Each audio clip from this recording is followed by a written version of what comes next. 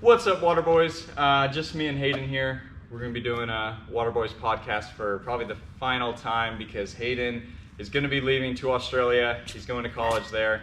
Hayden, you want to say a little bit about what you're going to be doing out there? Yeah, I'll be going out to Australia, study marine science. Hopefully still watch basketball, but maybe play it too. Townsville Fire is the team.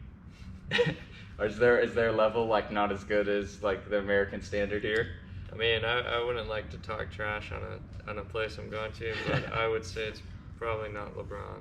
It's probably not LeBron. Probably More like LaMelo. But anyways, we're gonna get into a few things that me and Hayden have kind of done this year, and us kind of like as the Waterboys, different things like that. First thing is we coached this year on the same team. Talk us through your experience with that and what you felt, and going through it. This is your first year coaching. Just tell us what happened in the season. I mean, record-wise, it didn't turn out the way we would have liked it to, but in terms of the players and the group that we had, I was proud of them, and they showed. I think it's interesting when you coach, and I learned this throughout the season, and this is what every coach says when they're trying to look like they're humble, but they say, you learn more from the players than you teach them. And that was definitely true for me this season. I think the players learned a lot and they developed and they had a good time, but at the same time, over the course of the season, the difference between me as a coach day one and me as a coach on the final day,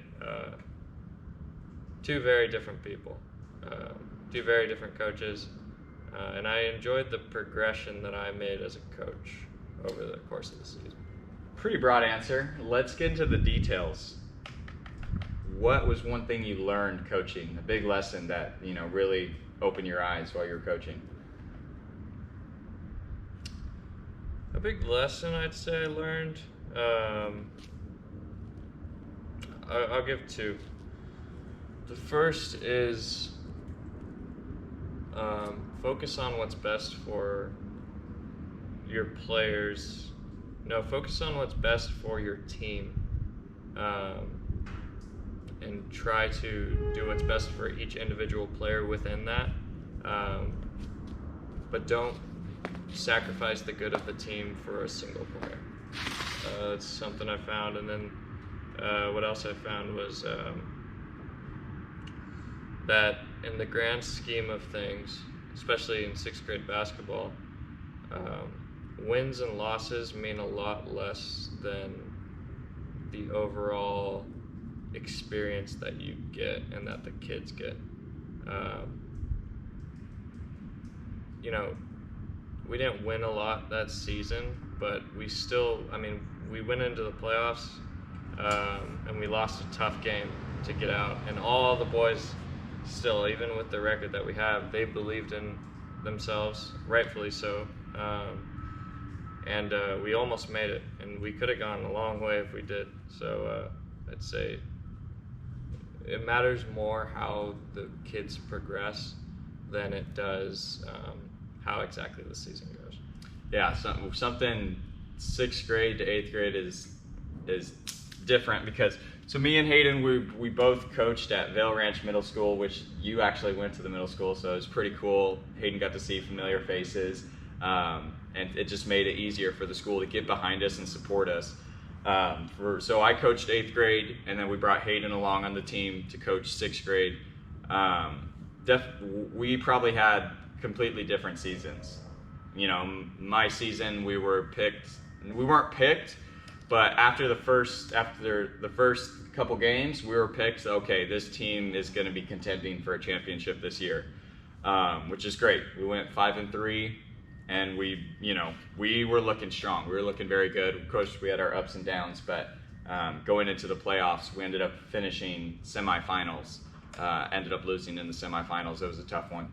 But take us through the difference just take us through like what it was like with coaching with me, Danny, which was the seventh grade coach, and just talking with all the coaches that are way older than you. You know, you only being 19 and all them being in their 40s and late 30s. And I also had assistant coaches. It was interesting. I felt like the most interesting part was the understanding that the coaches around me had for the struggles that I would have as a coach. Because in reality, I think most coaches go through the same struggles and have to get over the same humps. And so, you know, I had assistant coaches around me that I talked to a lot. I had a couple of good friends that I made, parents for the team that I was able to get a lot of information out of, and a lot of life lessons too, you know, because you want to go through the season, you want to take more out of the season than just basketball, and that's what I say for the kids as well. The kids, you know, you want them to take more out of sports than just the sport itself. You want them to learn Yeah, how to be people. Yeah, I'm gonna jump in right there. That we did a great job, us three. We did a great job of like not only teaching the kids basketball, but we did a lot of programs, a lot of barbecues where we'd have parents playing against the kids. Our playoff games, each three team had the biggest crowd there. Yeah. Most parent involvement. Like we got in with the school. We had a pep rally, kind of like what Great Oak does. Like the things we did with those kids and everything, the team dinners. I mean, you don't see team dinners in middle school. Yeah. And we got those done. The things that we did with the kids, and it was just amazing. I mean, I'll give a lot to Danny, and Danny really pushed it on us. But the things that we did with the kids, I can 100% say, yeah, I agree. We taught those kids more than just basketball this season. Next thing, got a couple more questions on coaching. What was your best part of the season?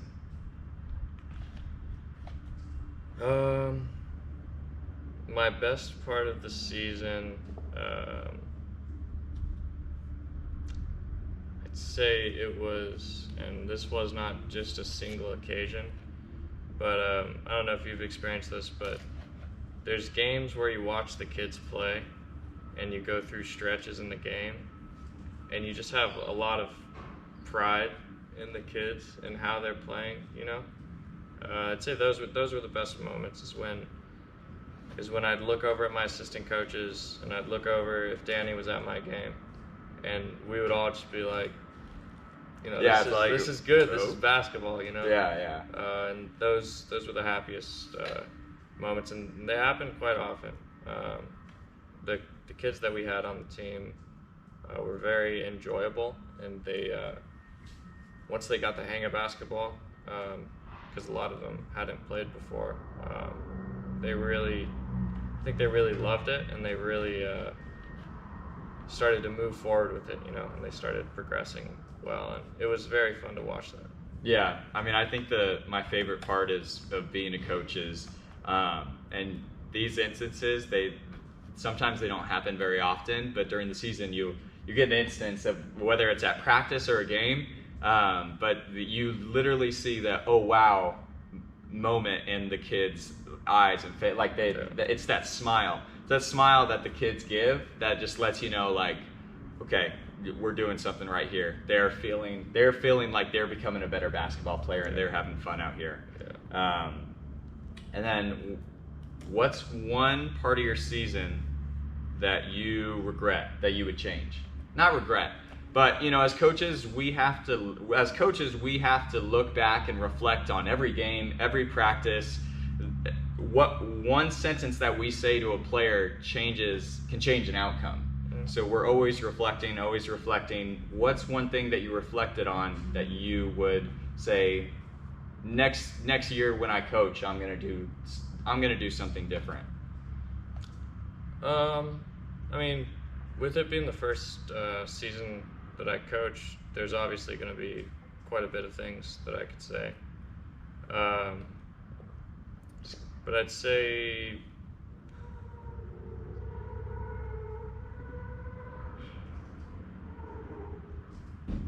I would say starting out the season better. Starting out the season with more intensity, starting out the season with better practices. I would say that would be the biggest thing that I can change and that I know I will change going into the next season. So that would be it. Yeah, I think when I was coaching this year, I think one thing that I would change is so you guys, I mean, the record's been put out there. You guys lost all your games during the season, but then won the final game. Yeah. So we were all there. We were all there to watch it, and we really wanted the 6th grade boys to get that final win. And you guys did get the win. And during the season, I was hard on you the whole season, but getting that last game, I do want to congratulate you on you guys pushing through and capturing that last game, because that first win that you get is huge. Yeah. I remember last year, it was like last year TYVL getting that first, just making sure that we got that first win. I was like, wow, this is awesome. Well, the funny thing is all the weeks leading up to it could have been those weeks, because I think at least 4 or 5 of our games were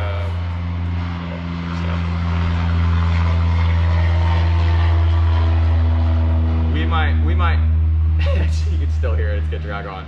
We might stop a few times just because we are at the airport. We are in the hangar, so there's planes, so they're loud. But anyways, go ahead, Hayden, you were saying? Yeah, just, and credit to the boys. It was not your normal 1-7 season. It was a 1-7 season with 5 close games that we could have won.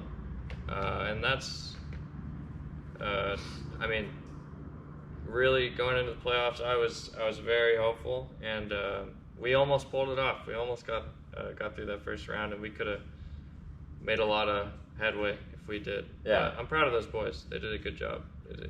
I'm gonna try to brag a little bit. What is one thing that you learned from me from coaching? Since we did coach together, we coached in the same program. What was one thing that I taught you, or you just happened to see and learn from? I'd say watching your team, I learned the importance of intensity in middle school basketball, if that makes sense. I think defensively especially. And it's not that I didn't know that, and not that I didn't try to replicate that, but you did it in a very efficient way that got your team far. So yeah, I would try to replicate it if I could. My philosophy is definitely defense is gonna win you championships. Yeah. Defense is gonna get you there. And dude, we weren't the best defensive team in the league, which I wanted to be, and I really tried to emphasize that to the players. But I think if we didn't emphasize it at all, we would have never been where we were defensively. We still allowed a lot of points scored on us, but there's a lot of good teams in the league. But yeah, defense is just it's literally half of basketball. Yeah. Half the time you're playing defense. So yeah, I definitely push deep. You got to be solid on the defensive end if you're going to be on my team. Anything else about the season? I mean, the season was awesome. We had a great. It was amazing. Yeah. I was originally gonna coach 6th grade, and then they're like, Theo, no, you got to coach 8th. You got to coach 8th. So it was cool that you were actually. It was funny because we were actually gonna send you over to Gardner, and you were gonna coach Gardner while I coached Vale, which should have been flipped around because I went to Gardner. But dang, dude, what a season! It was a good season. It was very enjoyable. Yeah. Bulldog basketball. What can we say? Next thing, let's get into some real basketball. All right, let's get into real basketball. What do you want? Let's get it out of the way for Ian now. All right, boy. let's get to the Rudy Gobert. Rudy Gobert to Minnesota Timberwolves. They traded away Patrick Beverley, 3 first-round picks. 4 first-round picks? Holy crap. And Timberwolves. a young guy that they just drafted, so 5 first-round picks. Jared Vanderbilt and Patrick Beverley, and I forget his name, but yeah, the 22 overall pick. It was 5 first-round picks. Yeah, it was insane for Rudy Gobert, who Who's has not worth that. Who's not worth 5 first-round Yeah. picks, and that's not a hot take. That's knowing basketball. Rudy Gobert is not worth 5 first-round picks. Yeah. Well, how do you think? What happens in the West? Like, what are the Jazz doing if they trade away Rudy Gobert? Because you just traded to another West team and basically created a powerhouse. Yeah. Well, we'll see, because in all reality, and I'm gonna bag on the Timberwolves real quick. The Timberwolves, no matter what they do and who they have, never figure it out. They never figure it out. They had Jimmy Butler, they had Karl Anthony Towns, Andrew Wiggins. They were at 8 seed. And that's partially because Jimmy was injured. But True, Jimmy was injured half the season. But the Timberwolves just can never figure it out, and no matter who they have. So I don't. This year, I think it was okay though. I mean, you look at the roster they had, and then you look at how Cat was injured, like 20 games out of the season. Anthony Edwards, holy crap, that he's gonna be good. Dude, like he's playing. He deserved more All-Star than LaMelo Ball. I'll say that. Well, so what? Now you have D'Lo, Anthony Edwards. You still have Jarrett Culver, great defensive player. And then you have Cat and Gobert. Cat and Gobert, which is going to be insane. Going to be insane, but Cat needs to be able to stretch the floor, because if Cat can't stretch the floor, the lineup, the whole point of it is gone.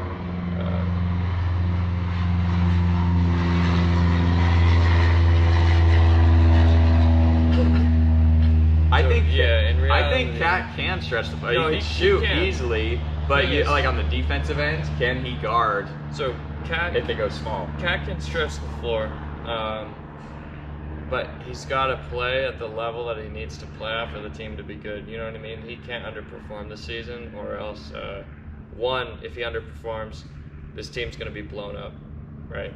They're not. I don't think they're going to run the same team back if they don't perform well. And then what I mean is he's just got to play at the level that he's supposed to play at if they're gonna succeed. Yeah, which Cat gets held to a high standard and they don't win, and that's been talked about a lot. Is that they can't win? It's like people are saying, oh, you can't win with Cat because he's not a winner. He gets you 20 and 10, 20 and 15 even. I mean, he balls out, but he can't get you the win, and that could be a problem. Minnesota, if I was to hold them to an expectation, you got to get top 4 in the West. No, you have to be top 4 in the West with the team that you have. You can't be lower. I'm gonna predict 5. Predict they get 5th. I think they'll get 5th seed. I think they'll get knocked out first round. By who? Pelicans? Nah, we won't get too deep into it, but I'm saying... I don't even want to talk about the Pelicans. No, the Pelicans have a great team, but but I say Timberwolves go 4th next season. I go 5th, and I say first round exit. There's too many good teams in the West. Next topic, and this one's going to be a quick fire, rapid. Oh, can I just say, though, the Timberwolves got robbed by Danny Ainge. Well, Danny Ainge robs everybody. Under no conditions should they have given up 5 first round picks for Rudy Gobert. They could have done that for Kevin Durant. That's what I'm saying. Like, okay, if Rudy Gobert's market is 5 first round picks, what is Kevin Durant's market? Because at this point, it's just, Well, but I think that's who the Jazz are going for. If you're stockpiling picks like that, and everyone is in reality going for Kevin Durant, I think they're going to try to make a trade there. Yeah. So good luck, Ian. But next one, rapid fire. Kevin Durant. You need to list 5. You have 30 seconds. 30 seconds to list 5 teams that he is going to be on. All right? Okay. Ready? Go. Raptors, You're running out of time. Raptors, Jazz, Mavericks, Trailblazers, Ooh. and I'll throw the Heat in there. I got you. I have to. I'm hoping that he goes to the Trailblazers. I really want, for Trailblazers one, would be good, yeah. I want to see Damian Lillard get a ring, and I think I don't know if the Trailblazers, they have all the Pelicans and Jazz picks and Clippers picks. Yeah, it's gonna be a question of how much can the Nets get for KD, and that's what they're gonna take. It's true. Because at this point, I don't think the Nets care. If I was the Nets, I would not care who Kevin Durant goes to. I would just. You're rebuilding. That. You're rebuilding. You're going to be rebuilding for unless the next 5 years. you can get a star back for him. But in reality, it's like if you're trading for Kevin Durant, you're not going to give up a star for Kevin Durant because you're trying to win. Yeah. So you're going to try to give up assets. I know Boston was looking to trade, I think, Jaylen Brown over That's there. a team that I would say could do something. Boston. But I think that's the one place where the Nets won't let him go. And I think that's because the league does not want that. And I think all the owners kind of understand. Why though? I mean, if you're about to put Kyrie with LeBron and the Warriors are looking as good as they ever have. I mean, the Warriors, the team that they had this year was better than the team they had in 2016 when they first won, or 15 when they first won. I mean, you're looking at all these super teams, Clippers, everything. Like, Clay was why better. not? Why? Well, I can't say Just that. think about it. Clay's always been good. If Kevin Durant's going to the Celtics, they're trading away either Jason Tatum or Jaylen Brown. But they're not trading Tatum. Well, then they have no assets. Even though I would. I would trade Tatum after the. Tatum. We'll get into the finals. Not even just the finals. But where would you like to see Kevin Durant in a jersey? I would love to see him in Portland. I think my first pick is I want to see KD in Portland. I wouldn't hate him as much. Yeah, I wouldn't either. I think Portland might actually be my team for next year. Memphis would be sick, but they have young assets, Memphis would be sick. But I like what they're building. I like what they're building too. I don't think they'll mess it up. Players that you want to see win a ring before they retire, and they're getting up there. Chris Paul. These are the 3. Ooh, Suns Chris could also Paul, trade for KD. Suns could also trade for Ayton KD. and picks. That's true. Which I think KD can pretty much go anywhere. Yeah, at this point. He can pretty much go anywhere, which is crazy to say. But quickly, you got players you want to see get a ring. Chris Paul, Damian Lillard, Russell Westbrook. I'd throw Jimmy in there. I think Jimmy Butler deserves one. I was going to throw Jimmy in there, but... Well, yeah, especially after the performance he had against the Lakers, the performance he had this playoffs, it's like... I'm just trying to get an unbiased opinion. Trying to get an unbiased opinion. And that's... Take Jimmy out. Take Jimmy out. Who do you want? Chris Paul, Russell Westbrook, or Damian Lillard? These are the 3 you get. There's a reason why I left Jimmy Butler out there, because I knew you'd pick him. Okay. If I was to choose from all 3 of those guys, I would say Dame. I think Dame deserves it the most. Dang. I think he's fought the hardest. Whoa. I think he has. Really? Yeah. Out of Chris Paul and Russell Westbrook. Well, if I was going to say who's fought the hardest, it's Russell Westbrook. But that's just because Russell is who he is. For me, Russell, I want him to do well, but I care more about him doing well than I care about him winning a championship. I just want him to do well for a season. Get his name back to being respected. Yeah. And that's more what I care about with Westbrook. Chris Paul is obviously a guy who the only thing he needs to do now is win a ring, but I think he's reaching that age where it's going to be a long road if it's going to be an 82-game season. Yeah. I think Chris Paul is my pick. I want to see, because I see Dame. I love Damian Lillard. It's like, because it also goes into what team do I want, and it's like the Trailblazers. Yeah. I'd love to win. I'd love the Trailblazers to win, but I also like the Suns. I don't like the Suns that much. I don't like Devin Booker that much.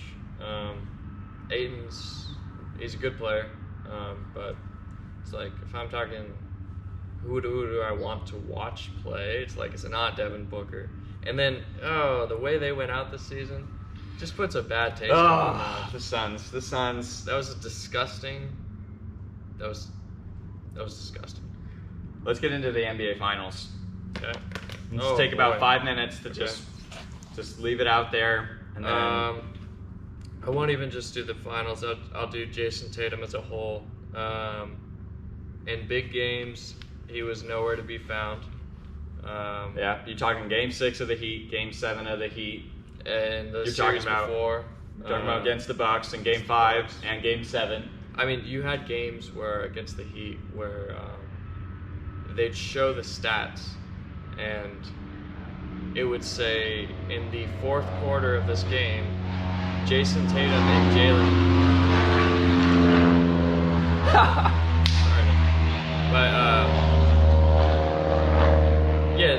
They'd show the stats while you're watching the game, especially in the Heat series, and it'd say Jason Tatum and Jaylen Brown in the fourth quarter have shot 2 field goals, and it's. And then Ime Udoka, their coach, tried to come out and cover themselves. They said, "Our team is not so star oriented. We're just a team. We're a group." Yeah. And I think that was trying to cover Jason Tatum for his terrible performance in the playoffs. But it's just unacceptable from a person who's supposed to be a star to perform that way. And then and we got robbed in that 7th game. They took away a 3-pointer that should have been counted. There was no reason to take that 3-pointer away, and I think Jason Tatum did not deserve to be in those finals. I think the Celtics did deserve to be in the finals. Robin Williams deserved to be in the finals. Robert No. Williams. No, Robert Williams deserved. No, the other Williams. The Celtics deserved to be. The Celtics deserved to be in the championship. Think about who they went through. The Nets swept Bucks. You're going through the reigning champs in the second round, and then you take the Heat, which is arguably the best team in the East. The Stars, down. The Stars real quick. performed. Let me make my point. The role players deserved it. The Stars never performed, though. No, I do think the Stars performed because Jason Tatum did have 2 40-point games against the Bucks. Jaylen Brown solidly always scoring 25 every game. Marcus Smart always was like 18 and 8. Smart's not a star. I include Smart with the role players who deserve it. He's not a star, but the Celtics. Jason Tatum should be having a 40-point game. If we're talking about real expectations. No. Are you serious? 40-point games in a whole 7-game series? That's fine. Hayden, you got to remember, this is literally his 4th year in the league. Okay, let's talk about 4th year in the league. Let's talk about how it balances out. Look, Jason Tatum is good, but there's 4th-year players who are playing a lot better. Jordan Poole, who I can't stand to watch play basketball. Hey, Jordan Poole playing is not than Jason Tatum. Okay. Look, come on, here's the thing. No, you could say John Morant, you could say Luka, Trey. You can have 2 40-point games, right? But that's good. If you have performances in the fourth quarters like that, it all discounts everything good you do, because when they needed him most, he wasn't there, and other people had to step up and take his place. He wasn't good enough. One thing I noticed from the Celtics is that they definitely lost their aggression. Now, let's give credit to the Warriors. They even came out and said it. They did a high hedge, so they came out strong when players were driving on the helps on the weak side, and then strong side stays wide and gets ready in the rotation. And then they also, what they did is they said, they keep wanting to go right.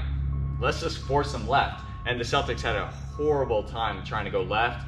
A lot of you can. That's high school basketball. Going back to watch the NBA games, level basketball. Just took it back to high school. You should not be able to just force a guy left and win the whole game that way. It's NBA basketball. You should be able to dribble with your left. But think about the defenders the Warriors had. I mean, Steph Curry played great defensively, which is something surprising to say. Klay Thompson wasn't the best, but he still has that mind. Draymond Green. Then you got Gary Payton II. He was able to come back good. Gary for 2 Payton games. Was huge. Yeah. They won those 2 games. Trailblazers got him, right? Trailblazers. He signed with the Trailblazers. Yeah. And then you also had Andrew Wiggins, which holy crap! Wow, he played amazing. Andrew Wiggins played really well. Andrew Wiggins did play really well. I was proud of Andrew Wiggins, I'd say, because he's had an interesting career. But he played really well this playoffs. what do you think about the Warriors not only in the finals but also going forward with their future? The Warriors team, I loved minus Jordan Poole. Jordan Poole for me, he plays like I would expect a high school basketball player who is way too confident would go into the NBA and try to play like, because he takes shots that he shouldn't be taking. Especially with Steph Curry on the floor, with Klay Thompson on the floor, he should understand it's not my place to take this shot right now. But he makes them. No, he quite often does not. Because I hate him taking it, but he makes some of them. He makes some of them, but not nearly enough. And when you have Steph Curry on the floor, it's one thing if it's Jordan Poole and Steph's injured and Klay's injured, and it's Jordan Poole playing with Draymond. But in terms of playing with Draymond, Klay, and Steph, you should understand what shots he should be taking at what times. And the fact that the Warriors obviously have not talked to him about that, obviously you don't want to mess with the shooter's confidence, but I don't know. I think the Warriors love it. I think that's who the Warriors are, taking stupid threes. Dude, nothing aggravates me more. I hate watching the Warriors play. I'll never want to watch but they have really good sets. Their off-ball movement is the reason why they get so many open threes. And that's the thing. They have really good sets, and they can play really good offense. But when Jordan Poole has the ball, it's ISO, I'm going to take a terrible shot. Give me the ball, ISO, I'm going to take a terrible shot. And he does not pass the ball when he should. It's frustrating to watch. I can't stand it. I can agree, because I hate watching players jack up threes, but especially when you have a good offense that has great off-ball movement. I think that's what makes it. Yeah, but you got to have it's yin and yang. You got to have a balance. Otherwise, teams can figure you out. But if you watch the Warriors play, it's so different. When Steph has the ball, there's off-ball movement. They know he's looking for them. When Jordan Poole has the ball, the Warriors' offense goes stagnant. They don't want to move anymore. I watched this happen. It's true. Time and time again in the playoffs. They don't want to move anymore because they know Jordan Poole is going to go up and take a bad shot. And I think one thing that the Warriors always struggled with, though, is anyone on that team can get a shot.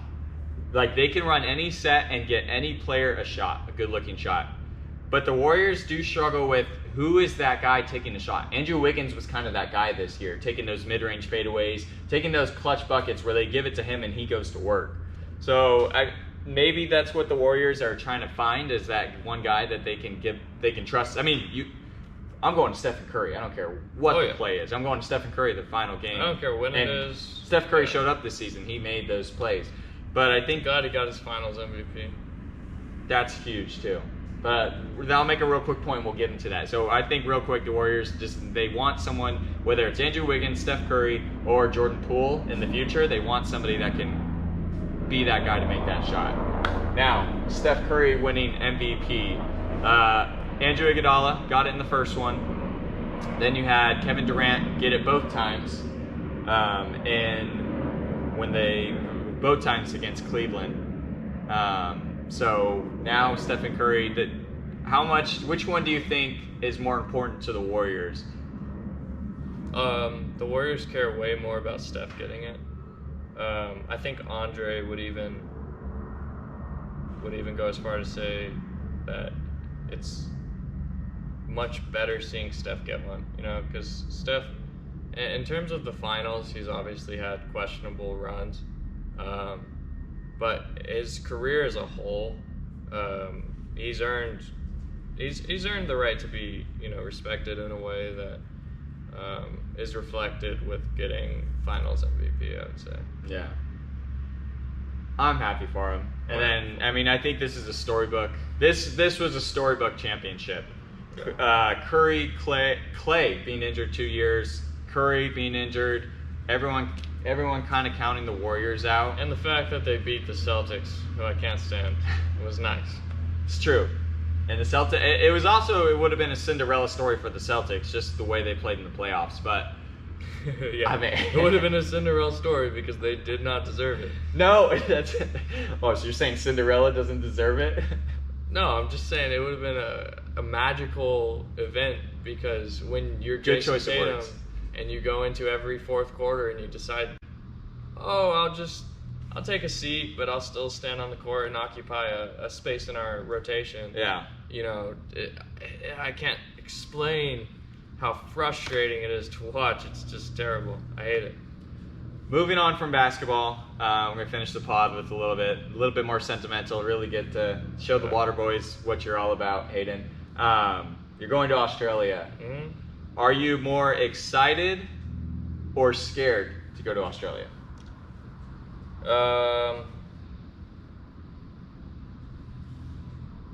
Well, I'm excited for different reasons than I'm scared.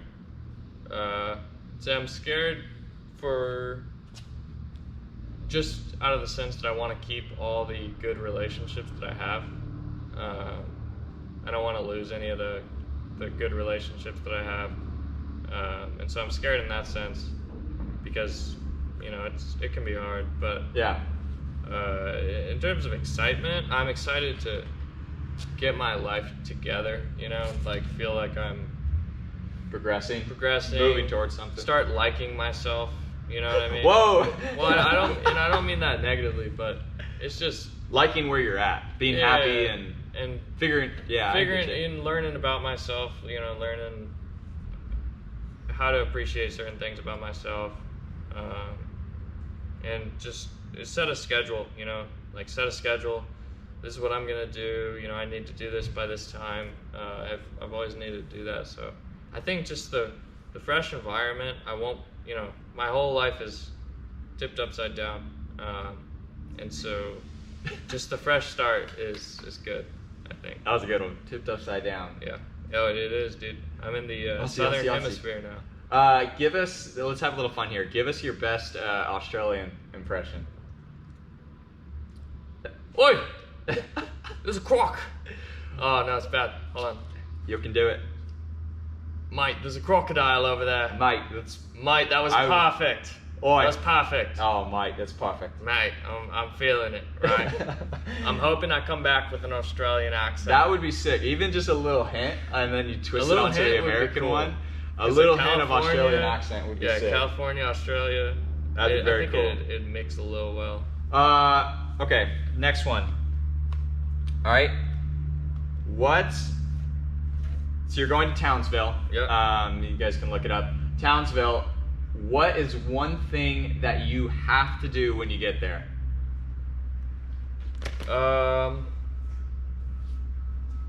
It won't be right when I get there, but scuba diving in Townsville. It sounds amazing because it's right on the Great Barrier Reef. And yeah, just being able to go out there, get in the water. It's so different than California.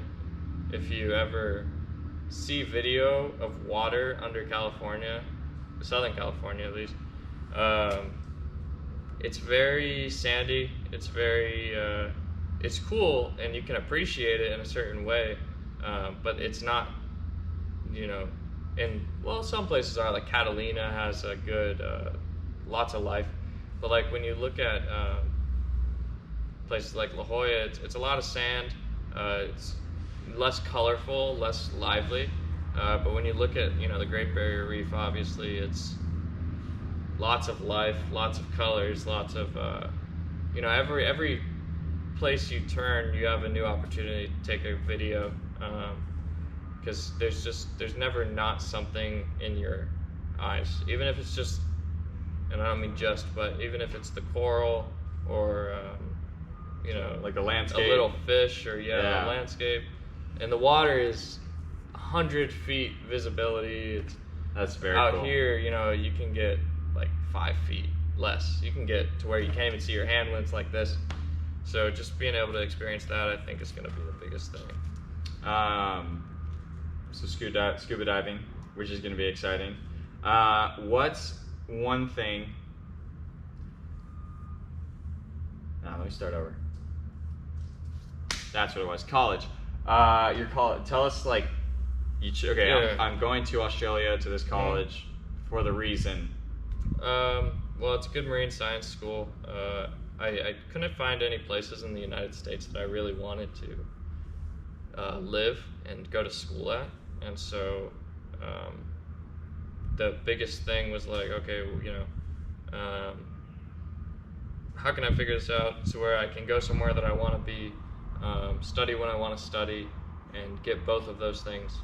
And so I looked at colleges outside of the United States. I found the one in Australia, which I'm going to, James Cook University, and then I found one, the University of Bergen, and that's in Norway. And so what I realized is I don't speak Norwegian, probably shouldn't go to school there. So I'll go to school in Australia, but I can study abroad from my school in Australia to the school in Norway and take English courses. So that's a big thing for me. I'm excited because I'll get both of what I wanted. And then just to learn from the people who know way more than me. That's exciting to me, because right now, if I was to tell you, what my knowledge level of marine science is, it's almost nil. So just to be able to start learning, be able to come back and sound like a stupid, ignorant Harvard graduate sounds fun. So yeah, I'm excited for that. Let's get into knowing you a little bit more, because I feel like on the Waterboys we just talk basketball. So, and this is something I'm interested. Sometimes songs right now can explain your life. The songs, top 5 songs. So I think each of us should give our top 5 songs that we like right now. So I don't know. Do you want to go first, and then I'll go one, and then you go one, or do you want to go? We'll go 1-1-1, because that gives me time to think. Okay. Well, you can't get your phone out. So I think the battery's about to die, so we gotta. Oh, okay. We gotta get through this. We gotta get through this. All right. Plus, you still got things to do today. So I'd start. I'd say "Honey." By. Oh no, sorry. It's July by Honey. Hunny. Oh dang! I never heard that song. I love that song. It's good. It's a very good song. It's pretty much saying.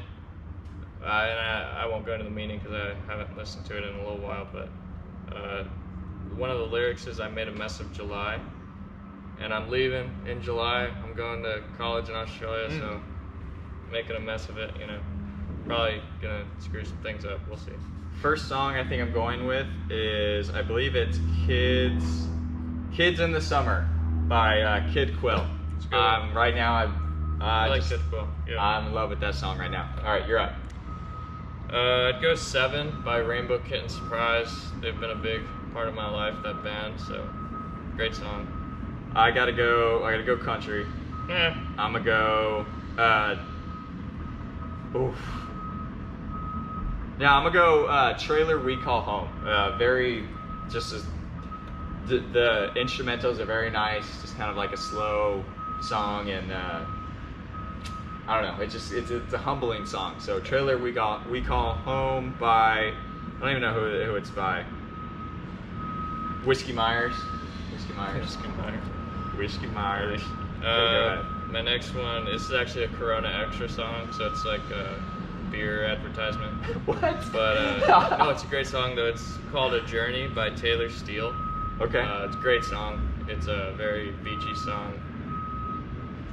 The advertisement's also very beachy, so it fits. Yeah. I'm gonna go with Big Boss Baby Rabbit, or Big Boss Rabbit by what's his name? Freddie Gibbs. Just a little rap in there, just a little something to get you going, feel a little confident. Feels good when you're driving the stick. So. I'd go. This one's been part of my life for a long time too. It's called Saturn by Sleeping at Last. The music video for that is probably the best music video in the world in existence. If you haven't heard Saturn, that's a song that you gotta. That is the song. After this, go watch Saturn. Yeah. I think I'm gonna go with. Okay. All right, we're back. Changing the angle because GoPro died, so we're using the phone, kind of a janky setup. But And now I have no notes, so I'm gonna have to freeball this. So go ahead. I think you're up. I said 4. Yeah, my last song is "Be As You Are" by Mike Posner. He makes good music. I'm gonna go Riley Green, and I'm gonna go Outlaws Like Us. I'm gonna go Riley Green, Outlaws Like Us. So, us being the Waterboys, we're gonna say our 3. I don't know which one's dirtier. Yeah, that one looks clean. We're gonna say our 3 favorite Waterboys. We're gonna do a draft, JJ Redick style. We're gonna do our 3 favorite Waterboys moments. So, do you you should have the first pick since you're leaving. Okay. First pick I would say is probably our first meeting Might together. talk a little bit louder. Oh, our first meeting together. It was a good meeting. We were very excited to start the Waterboys, and I'm just glad we followed through with most of what we initially set out to do. Second pick, I'm going to go with. I had this in my head. Second pick, I think I'm gonna go with when me and you were dog sitting at the house, and we created the that one TikTok? video, TikTok on the tickety tack on the.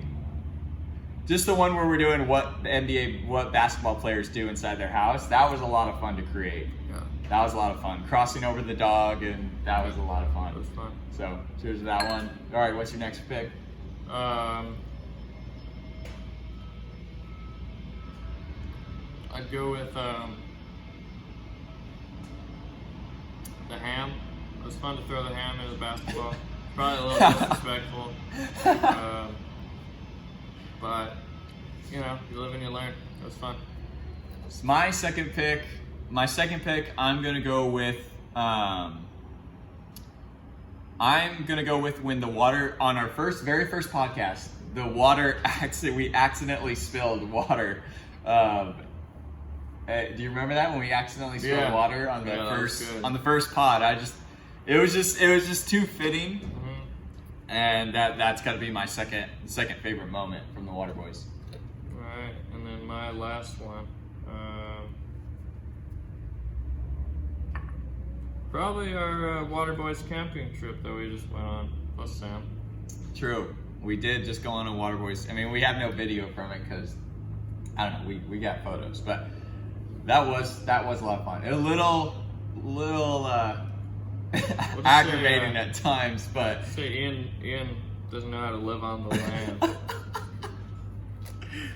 Yeah, we had the Ian, you're not here, so, you know, we can't defend himself. So we had to teach Ian how to camp. It's even better. He also can't defend the Jazz, and the Jazz will probably be 15th seed this year. Oh, hot take? Hot take. If the Jazz don't make a trade, they'll be 15th seed, and Mitchell will probably be on his way out halfway through. Do you think he will sit out games? I don't think he'll sit out. Well, yes, if they're that bad, yeah. Back to the last pick. So let's go over your picks. Your picks were the ham. Okay. No, your picks were the first initial Waterboys meeting where we wrote everything on a whiteboard. We got the logo. We never created the logo, yeah. So the first Waterboys meeting, we did the first Waterboys meeting. Or your picks were the first Waterboys meeting, the ham, where we threw the ham in the basket, and then the last one was our last camping trip that we just went on.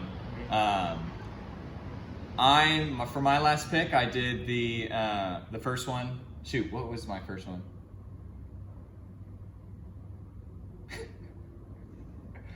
I think my first one was us making the video in the house. Oh, I know. Second one was, we can keep going too, we can go to 5. Second one was, what was my second one? It was the water spilling. The water spilling on the Waterboy Cross. I'm gonna say the third one, when we got in Ian's van and we put. Oh my God, that was terrible. I rolled down a hill and broke my arm in a wheelie chair. We created a video. We created our first, it was supposed to be our intro video, and I don't even think it's been put anywhere. No. Wasting my arm. We took a table, we carried it up to this one hill, and we did our little intro thing, and that was fun. That I had a lot of fun doing it. It just felt so exciting it felt like we were literally starting like a company, but we weren't. Like, it wasn't anything. But I think that was fun. It was a rough day for me. You did bleed. I did bleed. Hayden has literally put blood, sweat, and tears into the Waterboys. I haven't put tears or blood, but tears. Actually no, because some of the basketball stuff we've done is no tears, but I put tears into the Heat's loss to the Celtics, almost, because we did so well this season. But final moment for me was our gingerbread cooking thing. It was fun. I think that one, Enjoyed it. The gingerbread was probably the most fun I've had in one of our videos. I think, which way it was. It was supposed to be, it's around Christmas time. We're making gingerbread. I really enjoyed that one. That one was a lot of fun. Doing the Q&A, where we actually got real questions too.